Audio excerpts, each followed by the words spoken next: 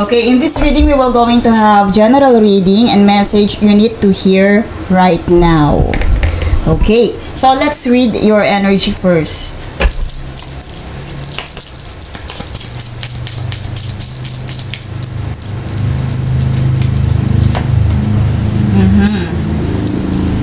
Morality. The lily blossoming. Okay.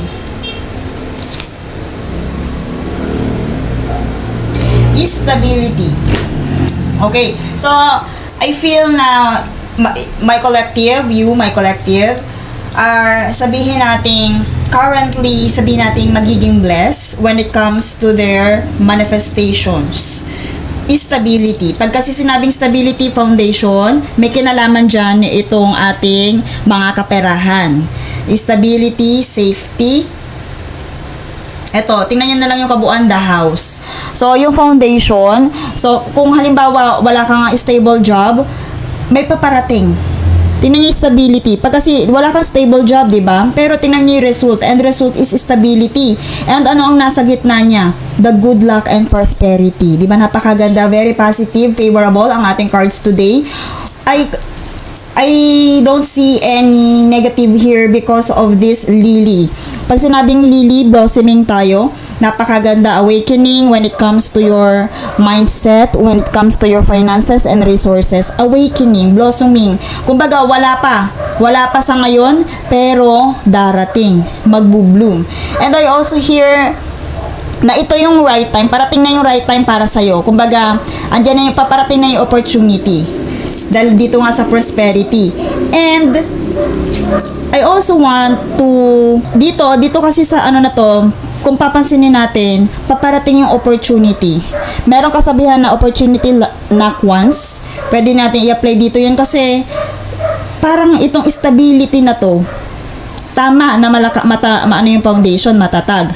Pero make it sure na hindi mo mamimiss kung ano man yung dumating na opportunity sa'yo. Kasi lumalakad siya. Kumbaga, kung in-offer siya sa'yo at na-miss mo, kailan ulit siya babalik? So, maging attentive. So, isang sign na yung sabihin natin, reading na to para sa'yo, para maging alert ka sa mga darating na opportunity. Make it sure, kumbaga, ina-assume mo yung darating na opportunity na yun at makitaan mo siya ng appreciation para hindi mo siya ma-miss. Kasi sa nakikita ko dito, ito, isa pang narinig ko, gratitude. Pag hindi mo kinlaim itong prosperity and good luck na paparating sa'yo, maaaring ma-miss mo yung opportunity na paparating. Kung titingnan natin, lumalakad siya, pero stable. Andun na lahat, all in. Kumbaga, nakapaloob din dyan yung journey na kinoconsider natin. Yung journey, yung sa lifetime mo, paparating na ito na. Kumbaga, yung wave ng iyong swerte. Okay? Ang ganda. Wave ng iyong swerte. And also, I also feel na stay as you are. Huwag mong haayaan na may maapakan ka. Yun ang isa din sa nafe-feel ko na dito. Huwag mong hayaan na meron kang apakan. And kung ikaw man yung nandun sa, sabihin natin, isang kahig nga, isang tuka, papatapos na yun. Yung good karma, yun yung pinaka, the good karma is there. Paparating na siya, blossoming, napakagandang bulaklak, di ba? Very, very aligned doon sa, dito, sa prosperity na to. Kung paparating na yung iyong luck, and sabihin natin, stay grounded. Nakikita ko nga dito, di ba? Stay kind. Kasi good karma yan eh. Sa atin nga, kung may kakilala ka halimbawa, yung pala sabi ng karma, ang karma, dalawang klase yan. Or actually, maraming klase yan. Pero, ang lagi nating inintay dyan is yung good karma and also, yung hindi maiiwasang bad karma. And I also feel na yung good karma dito, sobrang ganda. Good karma. The foundation is also here. Double K. I also hear yung initial na K is very significant to you. Initial na K. And sabihin natin, isa sa mga lucky number mo is 30. I also hear na yung 2, For lovers, pwede din, love life. And yun nga, yung pinaka-highlight ng energy na to, which is the foundation or stability. Yung swerte na darating na may kinalaman. Sabihin natin na kung ngayong taon, hindi pa siya ganun. Pero ngayong taon, darating itong stability na to hanggang sa mga susunod pang taon. Kumbaga, ngayong taon magsisimula. Eto, yung foundation ng iyong success. Okay, claim it. Kasi napaka-positive ng energy. Sobrang positive ng energy niya. Kagaya ng sinabi ko kanina, wala akong nakikitang kahit ano or threat. Ang ano ko dito, good karma siya. So, sabi mo, kung hindi mo kine-claim na mabait ka, marahil sa past life mo, meron kang something na ginawa. And ito yung season ng rewards sa'yo. Pwede yun. Diba? Ayan. I also hear, dahil good karma to, mag-ingat din sa mga, mag-ingat din doon sa mga taong madaling masilaw. Sa mga taong blessed. I also hear that. Nasisilaw sila, nilalapitan nila agad, at pinapatay agad nila yung light. Baga, hindi nila hinahayaang mag-shine. Mag-ingat ka din sa mga taong ganun. Kasi wala ako nakikita talaga dito. Kumbaga sa sarili mo wala. Tingnan natin sa iba pang confirmation. Yes. O, anong sabi ko nina? Eto, maaaring nandito yung blossoming. Anong bunot natin? The transformation card or the death card. Diba? Malinaw na malinaw. Maganda din sa endings, sa maraming endings, okay? O, like for example, meron kang bagong job. So, ang endings noon is dun sa luma mong job. Pwedeng ganun. Basta iyan, overall transformation. Dun pa lang, dito pa lang sa blossoming natin na lily. I also hear na talagang may malaking pagbabago sa iyong pamumuhay. And when it comes to your stability, security, and money. Okay, you have to balance out everything. Kung ano man yung sabihin natin, meron ka bang gusto na sabihin mo, yung kailangan mo mag-compromise, halimbawa, pera and love life, pwedeng ganon, kailangan balansehin mo yun. I also hear na yung drive mo, inspiration, dapat ay maging consistent. Okay? Maging consistent ka. Kasi eto na yung ano mo yung ima-manifest mo ang kailangan mo na lang dito yung action. I also feel na ikaw ay sabi natin parang paulong-sulong, kuminsan motivated, kuminsan hindi. So iwasan yon. Try to balance out lahat. Maging resourceful ka rin. And yung limbo energy, pakiiwasan. Dapat kung ikaw ay focus, gamitan niya ng laser focus. I also hear na yes, hindi nga stable. Pero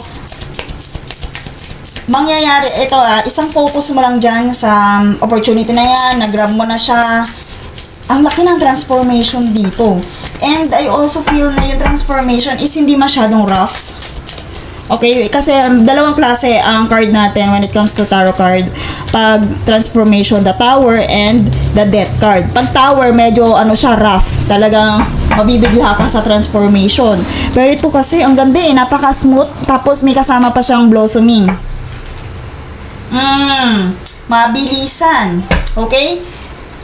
Ito, sabihin natin, andyan na naman, progress. Mabilisan na news coming your way. Kung may iniintay kang news, paparating siya. Okay? Maybe then, may mag-offer sa'yo na travel. I also hear that. Pero ang ganda ng energy dito. Paparating na yung news na iniintay mo. And sabihin natin, yes, iniintay mo siya, pero darating siya sa hindi mo pa mas inaasahan. Ang ito blossoming, transformation, progress, paparating siya sa'yo, i-claim mo na, okay? Wag na urong-sulong. Lagi mo tandaan yung opportunity, not once. Kasi, baka pag ikaw ay, yes, sulong ka na sulong, nandiyan na, bigla kang umatras. Queen of Cups. Okay? So, I also hear naman na hindi mo ito mapababayaan. Kumbaga, di ba, lagi ko pinapaalala, mag-focus ka dito. But I also hear your energy here are very warm pagdating dito sa blessings na to. Nandyan, may enjoy mo siya. Sabihin natin na manonurture mo yung blessings na meron dito na darating sa iyo. Maaalagaan mo siya kung ano man yung opportunity na ibibigay sa iyo ni God, kasi nandito yung ating Queen of Cups eh. Kumbaga kung ano binigay sa iyo, maaalagaan mo siya. So good thing na kumbaga hindi mo mapapabayaan, hindi mo mamimiss itong opportunity na to. Kaya nakaka-excite. 'Di ba? Nakaka-excite siya. Okay, so let's see, ito medyo exciting part to. Kailan kaya ito darating? Mga ano kayang season ba, or para lang may idea tayo kung mga ngayong year na ba talaga. But I also hear ngayong year to eh, kasi ito pag lumitaw tong 8 of Wands na to, mabilis to. So kung gumagamit ka ng mga pampaswerte, ituloy-tuloy mo yon, kasi yun yung mabilis makapaghatak ng mga good news. O di ba? Malinaw na malinaw with the Sun card. Okay. May something sa May. Okay? May something sa May, may darating doon. Sabihin natin, hindi man dito yung main opportunity, pero may good news na darating sa May. Things brought to life because of this. Okay? Sa Taurus season or sa May, June, may darating na good news. Okay? With this Sun card. Things brought to life. Also, the creation, kung meron kang gustong i-create, businessman yan or other career, you are gaining respect from that. Okay? You are gaining respect kung ano man yung tatahakin mo na yun, yung opportunity na ino-nurture mo na yun. And yes, service to others. Also, maswerte ka din sa mga career na may kinalaman sa iba. Kumbaga yung service to others, yung related sa iba, yun, swerte ka din sa career na ganun. Kumbaga, mas ma-amplify mo yung good karma pag ikaw ay nagserve sa iba. What is good for you will work. What is good for others will work, okay?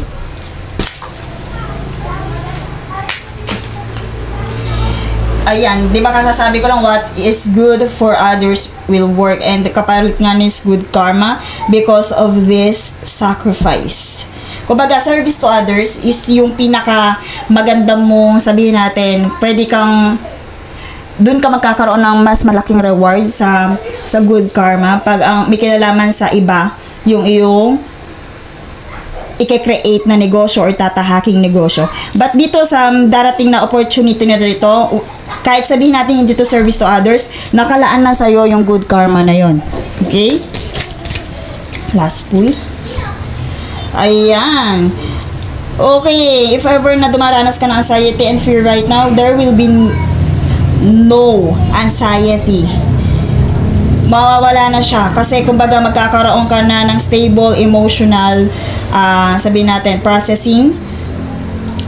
Kasi dito, tingnan natin, kumbaga, you will going to heal your anxiety if ever na meron, kung nadidepress ka na, kasi dahil nga dito sa iniintay mo dito na paparating or blessings, once na dumating ito sa'yo, kumbaga maaaring ito ang anxiety mo right now, or maaaring ito yung nagkakos ng trouble sa yung mind, sa mental space mo right now, pero mag-heal yun dahil sa good news na paparating na to. Okay, let's see kung kaninong energy itong ina-advise sa'yo. Ano yung kailangan mong gawin para mas lalo mong manifest. So, nasabi ko na rin kanina yung, ayan, sensitivity. Ito na naman yung lotus. Oh, may something sa lotus. If ever na lagi ka nakakita ng lotus or isa sa mga lucky charm mo, bago mo ma-manifest itong good news na to is lotus. Okay? You are becoming increasingly sensitive. So, dito, you will going to, sabihin natin, dahil nga sa anxiety, maaaring sa career, anxiety sa career, your guides are telling you na wag mo nang isabay yung iba pang harsh relationship kasi mas makakalala yun eh. Kumbaga, kung ang relationship mo, kailangan i-avoid mo yung harsh relationship, yung mga environments, if you are suffering sa, sabi natin, depression, i-avoid mo yun right now. Sige, kumbaga, mag-focus ka dito sa good news mo, sa stability and security. Pero iwasan mo yung mga harsh relationship kasi mas lalong tataas yung insecurity mo or yung fear mo pagdating sa ganong matter. Okay? So, you are becoming more and more increasingly sensitive hanggat hindi mo nare-receive or na ito. Pero, ito para na lang din sa healing mo. Tandaan mo, nakatadhana yun sa'yo dahil yun ay good karmas. Hindi yan maaagaw ng iba. Anong sabi ko kanina? Blossoming. Pwede din may kinalaman to sa pinaka-glow up mo, okay? Kasi ilang beses ko nang binanggit to sa'yo. Blossoming. You are just getting started. Diba? Meron nga talagang malaking transformation sa'yo. So, have patience. Kung ikaw ay nakakaramdam nga ng anxiety at pagkatakot right now, have patience with yourself, okay? And sabihin natin yung process na to. Huwag kang mainip. Eto lumitaw din dito yung patience 2 times lumitaw sa'yo yung patience, tapos 3 times na meron kang mga lotus.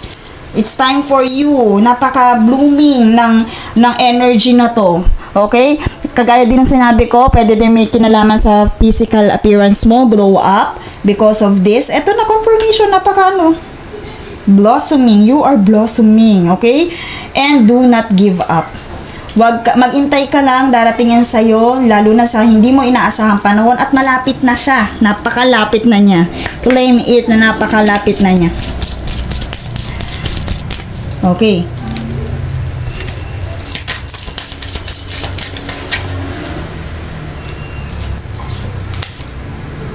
And endings and beginnings. Okay, transformation. If ever may love life ka, baka may meron kang kailangan i-release. If ever na meron kang past trauma, kailangan mo na i-release right now yun. Kailangan mo na talaga ng mindset na pagbabago. Pero eto naano ko yung glow up kanina, nabanggit. Pero if this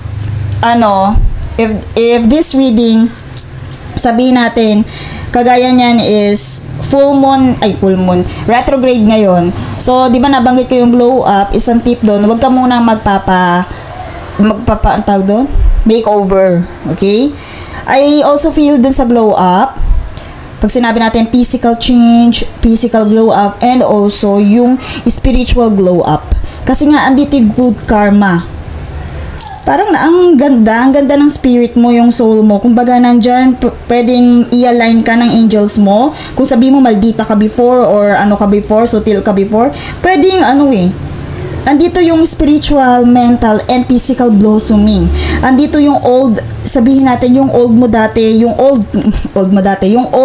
must be released. May i-release ka, may kakalimutan ka, aalinisin mo na yung mga old, para makapasok tong bagong energy na to.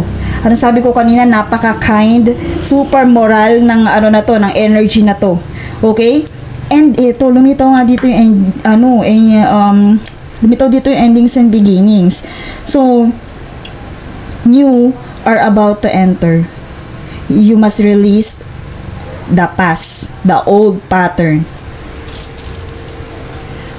Grabe yung reading na to, napaka-aligned talaga niya. Ito, isa din to sa mga favorite deck ko. Tingnan natin. Let's see, ano pa yung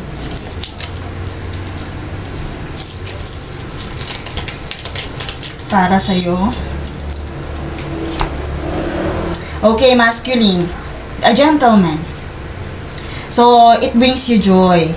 If ever wala kang love life right now, may paparating, you are surrounded at pwede din na ito ay sign ng good surroundings. Bibigyan ka nito ng stable. Ang stable kasi ng gentleman na to. So, itong gentleman na to, joy, it brings you joy.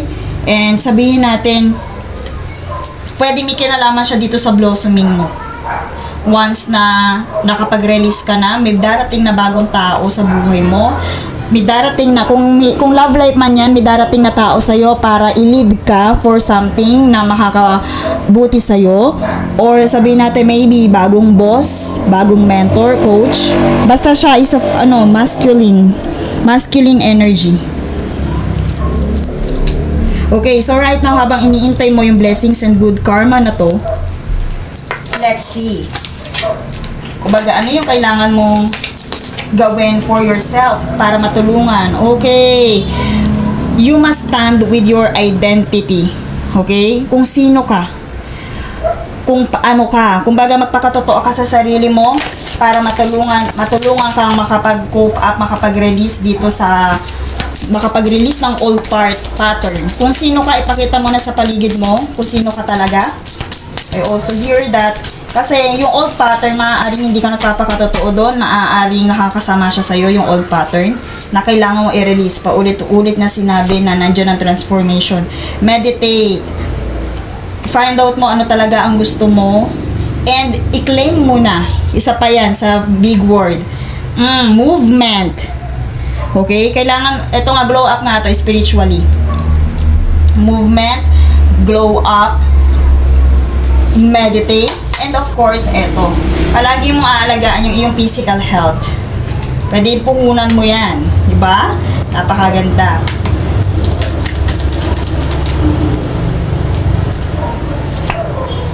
Raise your vibration. Okay?